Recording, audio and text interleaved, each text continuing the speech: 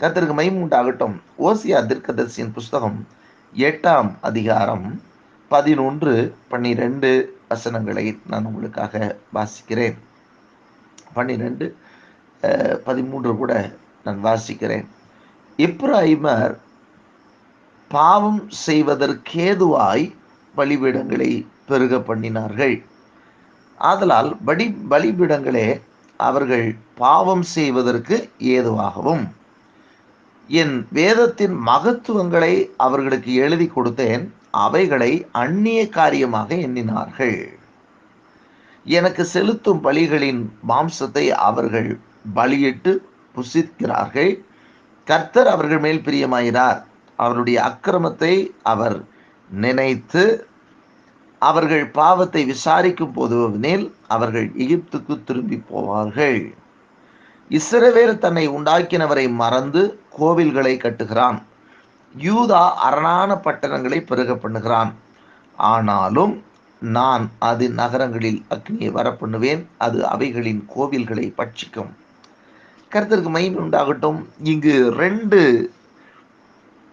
இஸ்ரவேல் மற்றும் யூதா, இந்த 2 ராஜ்யத்தையும் தேவனுடைய பிள்ளைகள் ஆண்டு கொண்டு வந்ததை நாம் வாசிக்கிறோம். பழைய ஏற்பாட்டு காலத்தை நம்ம பார்க்கிறோம். இதெல்லாம் நல்லா தெரிந்த ஒன்று. ஆனாலும் இங்க பாருங்களேன், ஆண்டவர் ஒரு காரியத்தை சொல்றாரு. அதுல 12ஆம் வசனத்துல சொல்ற ஒரு காரியத்தை நம்ம வைத்துக்கொள்ளும். என் வேதத்தின் மகத்துவங்களை அவர்களுக்கு எழுதி கொடுத்தேன், அவைகளை அந்நிய காரியமாக எண்ணினார்கள். ஆண்டவர் வேதத்தின் மகத்துவங்களை நம்முடைய கைகளிலே எழுதி கொடுத்திருக்கிறார். இன்றைக்கு அநேகருக்கு அதனுடைய மகத்துவங்கள் புரிவது கிடையாது. பழைய ஏற்பாட்டு காலத்தில் பார்த்தீங்கன்னு சொன்னால் அது ஆசாரியர்கள், லேவியர்கள் இடத்துல இருக்கும். அதே போல் ராஜாக்கள் இடத்துல இருக்கும் இந்த வேதாகமும், அதாவது எழுதப்பட்ட தோல் சுருள்கள் இருக்கும். ஆனால் இன்றைக்கு நம் எல்லாருடைய கைகளிலும் பரிசுத்த வேதாகமும் கொடுக்கப்பட்டிருக்கிறது.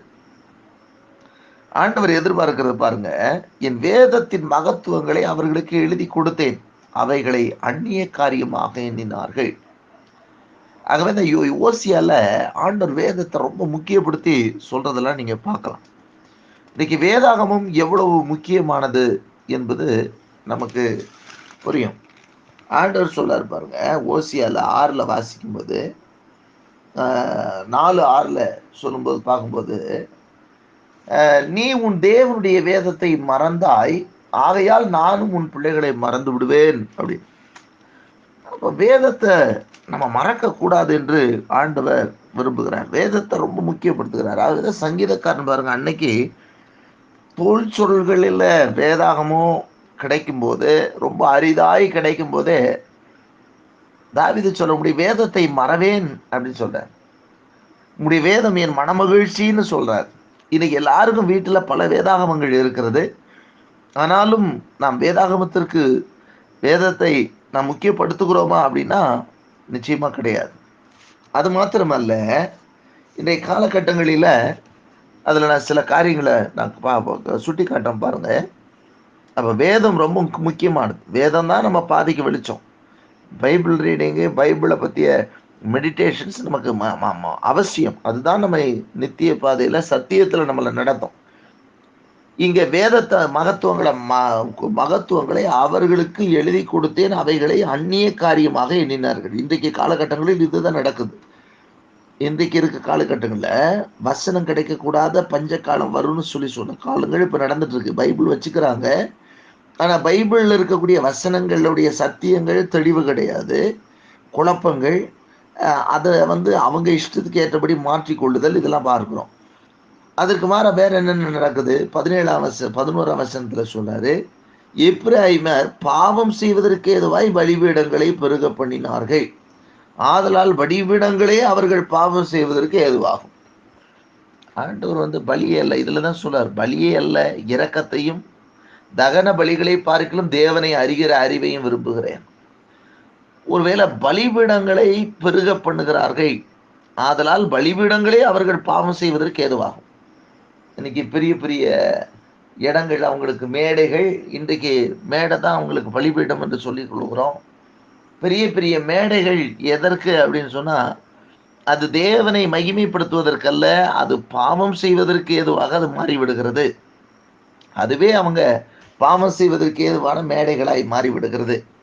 ஒருவேளை நம்ம இன்றைக்கு சொல்லுகிறோம், ஸ்தோத்திர பலியிடுகிறவன் தேவனை மகிமைப்படுத்துகிற வேதம் சொல்லுகிறது. ஆகவே பலியிடுகிற இடம், அப்போ ஒரு பெரிய ஒரு ஆராதனை, ஒரு கூட்டங்கள் ஒழுங்குபடுத்தப்படுகிறது. அந்த அந்த அதனுடைய பலிபீடம் என்று சொன்னால் அந்த ஸ்டேஜ், அது இன்றைக்கு என்னவா மாறிடுதுன்னா பாவம் செய்கிற இடமாக மாறி விடுகிறது. எப்படி பாவம் செய்கிறதா மாறுது? அங்கே அவர்கள் வேதத்திற்கான முக்கியத்துவத்தை அவர்கள் கொடுக்கல. அந்த இடத்துல அவர்கள் தேவனுக்கு பலியிடுவதை போல எண்ணிக்கொண்டு தங்கள் திறமைகளை காட்டுகிறத பார்க்கிறோம். அங்க என்ன அதனால தான் இங்க சொல்றாரு, அவர்கள் பாவம் செய்வதற்கு ஏதுவாகும். ஆதலால் பலிபீடங்களே அவர்கள் பாவம் செய்வதற்கு ஏதுவாகும். அப்ப பலிபீடம்ன்றது அது கர்த்தருக்கு தன்னை தகன பலியாக ஒப்பு கொடுக்கிறது. ஆராதனை என்பது அது கர்த்தருக்கு தன்னை முழுவதுமாக அர்ப்பணிக்கிறது பேர் தான் ஆராதனை. ஆனா இன்றைக்கு அவைகளே என்னவா மாறிடுது அப்படின்னு சொன்னா, இன்றைய காலகட்டங்களிலே அது தவறான ஒரு சூழ்நிலையிலே அவர்களை வேறு விதமாக தங்களுடைய மேட்டிமை, தங்களுடைய திறமை, தங்களுடைய பெருமை, இப்படிப்பட்ட காரியங்களுக்கு நேராக அவரை வழிநடத்தி போகிறதை நம்ம பார்க்கிறோம். ஒன்று, அதான் சொல்றார், எப்பிராயிமர் பாவம் செய்வதற்கு ஏதுவாக பலிபீடங்களை பெருக பண்ணினார்கள். அவங்க போடுற ஸ்டேஜ் எல்லாம் பாவம் செய்வதற்கு ஏதுவாக அந்த ஸ்டேஜஸ் அமைத்து அதில் தவறு செய்கிறார்கள். அந்த இடத்துல என் வேதத்தின் மகத்துவங்களை அவர்களுக்கு எழுதி கொடுத்தேன், அதை அவர்கள் பயன்படுத்தாமல் அவைகளை அந்நிய காரியமாக எண்ணினார்கள். பைபிள்ல சொல்லப்பட்டிருக்கிற சத்தியங்கள் அவர்களுக்கு அந்நிய காரியமா தெரியுது. அவனுக்கு என்ன மைண்ட்ல ஓடுதோ அதுதான் அவங்களுக்கு பிளஸ்ஸா தெரியுது, அதுதான் பெருசா தெரியுது. 13ஆம் வசனத்துல ஒண்ணு சொல்றாரு பாருங்க, எனக்கு செலுத்தும் பலிகளின் மாம்சத்தை அவர்கள் பலியிட்டு புசிக்கிறார்கள். அப்ப இதுக்கு அர்த்தம் என்ன அப்படின்னா, இன்னொன்னு சொல்றேன், அந்த பலி எதுக்கு இடப்படுதுன்னா அது ஆண்டவருக்கு கொடுக்குறாங்களோ இல்லையோ அவங்க சாப்பிட்றதுக்காக. அப்ப இன்றைக்கு ஒரு இடத்துல ஒரு ஆராதனைகள் என்கிற நிலையில கொண்டு போய் நிறுத்தும்போது அதுல தேவன் மகிமைப்படுகிறாரோ இல்லையோ அதுல அவங்க வருமானம் பார்த்துறாங்க. அவங்க தங்களுடைய வயிற்றை நிறைத்துக் கொள்ளுகிறார்கள். தங்களுடைய வாழ்க்கையை ஓட்டுவதற்காகவே அதை செய்வதாக இருக்கிறது. அது தேவராஜ்யம் கட்டப்படுறதுக்காக கிடையாது. கர்த்தர் அவர்கள் மேல் பிரியமாகிறார். அவர்களுடைய அக்கிரமத்தை அவர் நினைத்து அவர்கள் பாவத்தை விசாரிக்கும் போதுவெனில் அவர்கள் ஏத்துக்கு திரும்பி போவார்கள். இஸ்ரவேல் தன்னை உண்டாக்கினவரை மறந்து கோவில்களை கட்டுகிறான். பாருங்க, கோயில் கட்டுறது ஆண்டவரையே மறந்தாச்சு. ஆனா ஆண்டவர் என்னது, அங்க கோயில் கட்டுதல் நடக்கிறது. தேவனை பத்தி அறிவு கிடையாது, தேவன் யாருன்னு தெரியாது, எதற்கு அவர் வந்தார்னு தெரியாது, எதுக்கு இயேசு சிலுவையில் அறையப்பட்டார்னு தெரியாது. ஆனா கோவில் கட்டுதல் மட்டும் வேகமா தீவிரமா இருக்கும். இஸ்ரவேல் தன்னை உண்டாக்கினவரை மறந்து கோவில்களை கட்டுகிறார். அப்போ தன்னை உண்டாக்கினவரை மறந்தாச்சு, ஆனா கோயில் கட்டுதல் வேலை நடக்கிறது.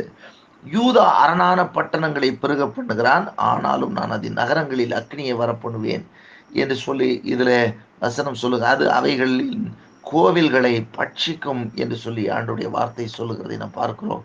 இதுல என்னத்தை நம்ம பார்க்கணும் அப்படின்னா, 12ஆம் வசனத்துல சொல்றாரு, என் வேதத்தின் மகத்துவங்களை அவர்களுக்கு எழுதி கொடுத்தேன், அவைகளை அந்நிய காரியமாக எண்ணினார்கள்.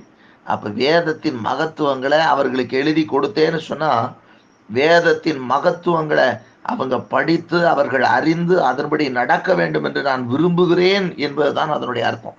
இப்போ இல்ல, பழைய ஏற்பாட்டு காலத்திலையும் அதுதான், புதிய ஏற்பாட்டிலையும் அதுதான். வேதம் மிக மிக முக்கியமானது, வேத வசனம் முக்கியமானது.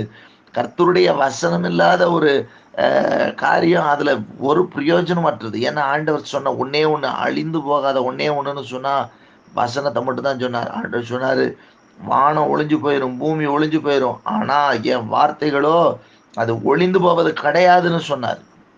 அவருடைய வார்த்தை மட்டும்தான் என்றைக்கும் நிலைத்திருக்க போகிற ஒன்று. அந்த மகத்துவம் நிறைந்த அந்த வேதத்தை நமக்கு கொடுத்திருக்கிறார். அதை அவர் நமக்கு எழுதி கொடுத்திருக்கிறார். அதை ஒரு நாளும் நம் அந்நிய காரியமாக எண்ணக்கூடாது. அவைதான் முக்கியம்.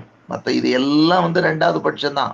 அது எவ்வளவு பெரிய மேடை கிடைச்சாலும் மேடை ஒண்ணுமே கிடையாது. கர்த்தருக்கு மகிமை. ஆண்டவர் அதான் சொன்னார், பலியை நான் விரும்பல, இரக்கத்தை விரும்புகிறேன், தேவனை அறிகிற அறிவை விரும்புகிறேன். வேதத்தின் ஆழங்களில் தேவனை அறிகிற அறிவை பெற்றுக்கொள்ளலாம். கர்த்தருக்கு மகிமை உண்டாகட்டும். இங்க கர்த்தர் நல்லவர். ஆகவே நாம் மேடைகளை ஏற்படுத்தி பலிபீடங்களை ஏற்படுத்தி அது நம்முடைய அழிவுக்கு ஏற்றதாக அதை மாற்றிக்கொள்ளக்கூடாது. கர்த்தருக்கு மகிமை. கோயில் கட்டுதல் முக்கியம் கிடையாது, தேவன் தான் முக்கியமானவர், கர்த்தர் தான் முக்கியமானவர். ஆண்டவரை மறந்துட்டு கோயிலை கட்டி என்ன பிரயோஜனம்? அதனால ஒரு பிரயோஜனம் கிடையாது. கர்த்தர் தான் முக்கியம். இப்ப தேவனை மறக்கிற இருதயம் உடையவர்களாக இருக்கக்கூடாது. தேவனை உடையவர்களாக இருக்கணும். ஆண்டவரை நம்ம நினைக்கணும். ஆண்டவரை மறந்துட்டு கோயிலை கட்டி ஒரு பிரயோஜனம் கிடையாது. ஆண்டவர் இதையெல்லாம் சுட்டி காண்பிக்கிறது நாம் பார்க்கிறோம். ஆகவே வேதத்தின் மகத்துவங்களை நமக்கு எழுதி கொடுத்திருக்கிறார். அந்த மகத்துவங்களை அந்நிய காரியமாக எண்ணாமல் அதை நமக்கு எழுதி கொடுத்த ஆலோசனையாக, நமக்கு கொடுத்த ஜீவனாக அதை எடுத்துக்கொண்டு நாம் செயல்படுவோம் என்று சொன்னால் கர்த்தர் நம்மை ஆசீர்வதிப்பார். நீங்கள் ஆசீர்வதிக்கப்பட்டிருப்பீர்கள். கர்த்தருடைய வேதத்தின் மகத்துவங்களை பார்க்கும்படி என் கண்களை திறந்திரணும் என்று தாவீது கேட்டு அதை பெற்றுக்கொண்டு நித்திய நாமத்தை பெற்றுக்கொண்டாரே, அதை போல நாமும் கூட வேதத்தின் ரகசியங்களை, வேதத்தின் அதிசயங்களை, வேதத்தின் மகத்துவங்களை பார்க்க ஆண்டவரிடத்தில் கேட்போம். ஆண்டவர் தம்மை வெளிப்படுத்தி காண்பிப்பார். அவர் நம்மை ஆசீர்வதிப்பார். ஜெபிக்க